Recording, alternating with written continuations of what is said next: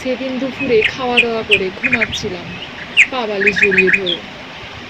মনে মনে ভাবছি, যদি আমার বউ থাকতো এইভাবে জড়িয়ে ধরতাম বুকে ধরে। অমনি হঠাৎ ফোনে মেসেজ আসে, আই লাভ ইউ জানু, ফোন করো আমারে। ভাবছি মনে, আমায় আবার কে জানু বলে ডাকতে পারে। অমনি ফোনটা নিয়ে বলি, কে তুমি, ডাকো আমারে জানু বলে। একটা মেয়ে ফোনে বলে, তুমি আমাকে নাম্বার দিয়েছিলে ফোন করার তরে। অবাক হয়ে ভাবি, আমি কবে নাম্বার দিয়েছিলাম ফোন করার তরে? সময় নষ্ট না করে মেয়ে পটানোর পরে বললাম, হ্যাঁ নাম্বার দিয়েছিলাম আমি ফোন করার তরে। অফিস কামাই করে রোজ কথা বলতাম ঘন্টার পর ঘন্টা ধরে।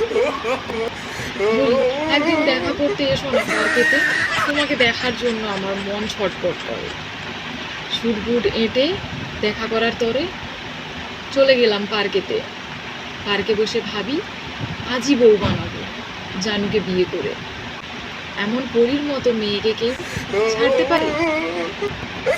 হঠাৎ দেখি তাকিয়ে একটা কালো বোকা মেয়ে আমার জানু বলে ডাকে। ভাবছি, আমার পরীর মতো বউ কি এত মোটা হতে পারে? ও মা, ও তো চাপলে আমি ফেটে যাব ফটাস করে। অমনি দৌড় দিয়ে বাইরে গিয়ে ভগবানকে ডাকি, বলি ভগবান বাঁচাও আমাকে, আর করবো না রং নাম্বারে প্রেম, প্রমিস করছি তোমারে। আর ভিডিওটা ভালো লাগলে প্লিজ লাইক করে দিও।